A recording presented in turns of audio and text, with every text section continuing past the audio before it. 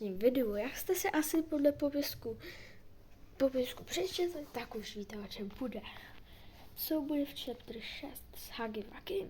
Přidá se k nám nebo ne? To uvidíme. Huggy Wuggy je malá nestvůrka. Trošku větší nestvůrka.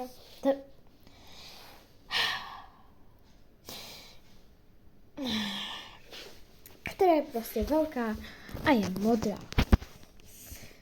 A v chapter 5 tak se potkali s Kissy v misi. Jestli nevíte, kdo to je, tak je to postava, kterou jsme potkali v 5. sérii. Cože? Ježiši. Poprvé v 2. sérii. Kissy myslí je taková fialová, nebo jak to mám říct, růžová spíš, jo. A v 5. sérii tak se poprvé potkali. Nejdřív to vypadalo, že budou bojovat. Ale ne. Chtěli si podat ruce, ale hajde, co? Prostě Huggy Wuggy tak je zabil a Kiss. Prostě možná Huggy Wuggy, ale to se asi dostřelíme v 6. Ale co by bylo, kdyby oni co by bylo, kdyby ještě byl Huggy Wuggy? Co by bylo v 6. sérii? Co by se stalo? Když jsme potkali Huggy Wuggy, tak bychom instantně zemřeli. Ale to přece není pravda. Jelikož vlastně se viděli s Kissem misi, skoro si podají ruce, tak kdyby v 6. kapitole jsme potkali Huggyho Wuggyho, tak by vlastně byl s náma. Dál nedostal, takže asi neuvidíte, ale ukáže se vám teď před obrazovkou, ok? No a takže jo, to je ten důvod, nebo prostě nejde, takže pište do komentu, jak se to dělá. No takže teď se vrátíme a půjdeme na Kissy misi. Jo, Kissy misi, tak jsme potkali v jakéže kapitole? Tak jsme potkali v 2. kapitole, kterou teď právě hraju. Na právě Kissy misi byly Poppy, teda Amy Longlegs, tak vlastně unesla Kissy misi. Tedy co? Amy Longlegs unesla... Ježiš, ano, mi mluvit. Tak unesla Poppy. My jsme šli dál a potkali jsme tam poprvé Poppy.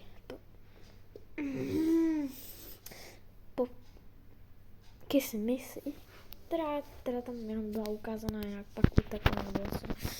A byla tam prostě jenom na chvilku. To jsme pak teda potkali a že to nešlo. Jako fakt na tak malou chvíli. A jak se viděli, tak celkově vlastně pak byli s náma v týmu. Proti prototypovi v 6. Jak jestli chcete takových víc teorií, tak dejte like a odběr. No a tím se vlastně potkali. No a tak. Ale vrátíme se k Huggymu Wuggy. Takže, co teda bude s Huggy Wuggym?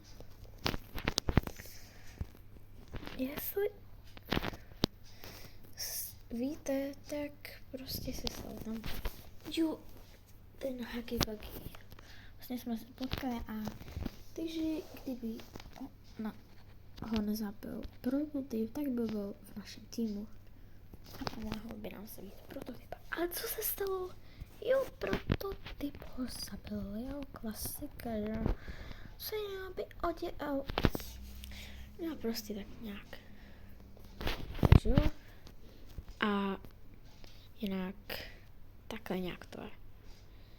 A vlastně na konci jsme zjistili, že té doktor existuje.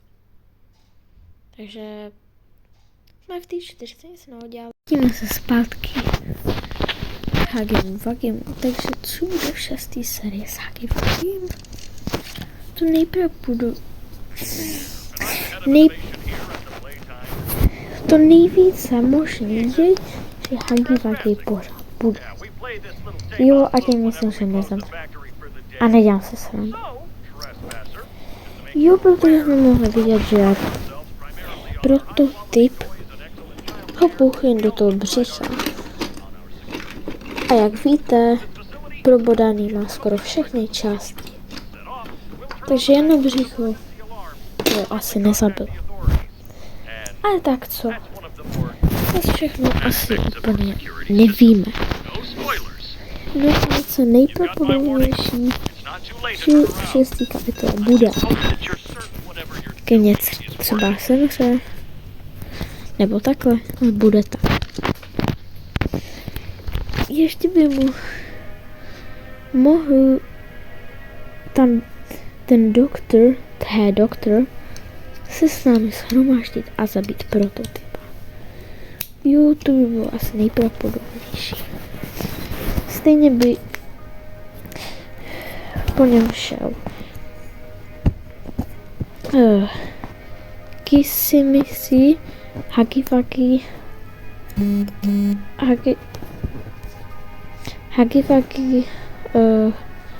Poppy a té doktor. Bojovníků proti prototypovi a my bychom byli tým, který by se snažili ho zabít. Sudovoložní by se proti prototypovi a zabili ho. Takhle by mohla skončit 6 asi po playtime. No, ale jak to bude s Hagivagi? Téměř by teda měl přežít. Protože přešel na špát, no. Tak bez jakýkoliv bolesti. Vidíte jste jako on, protože byla animace a mám byl, tam odváděl někam. A neměl žádnou krev, nic. A pravděpodobně i o jako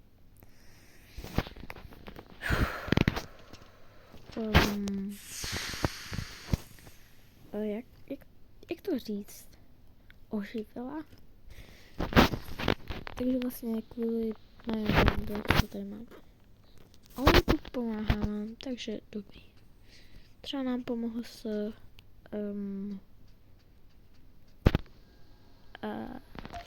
to radši vynecháme. Takže tak nějak jsme si to řekli. What?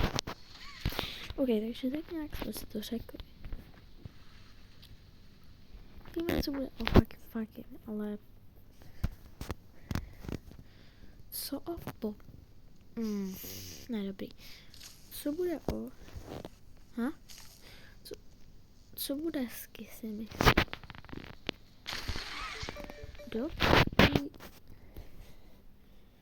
Dopravdy to ještě nevíme.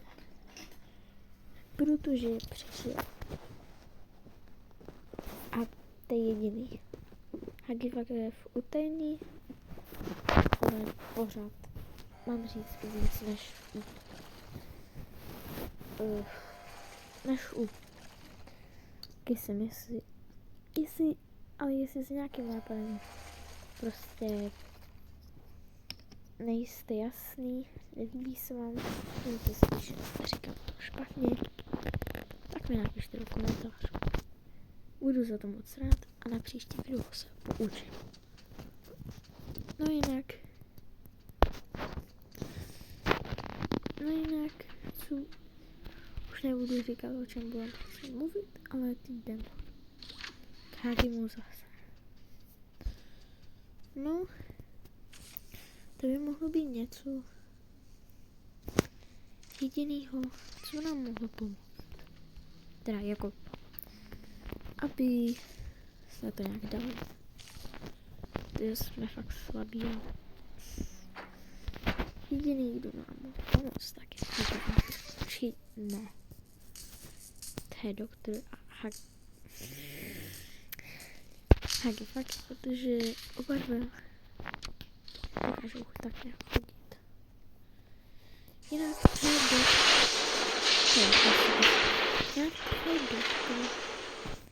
tak by měl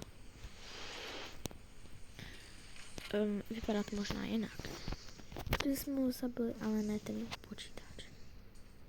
Takže třeba bude mít počítač a vypadat úplně jinak. To nevíme. No. Ale prostě nevíme, nebudeme předbíhat. Takže tohle je konec videa, jestli se vám líbilo. Tak dejte like a odběr, protože jsem ho dělal 2 hodiny. Teda ne jako natáčel, ale editoval. Takže čus.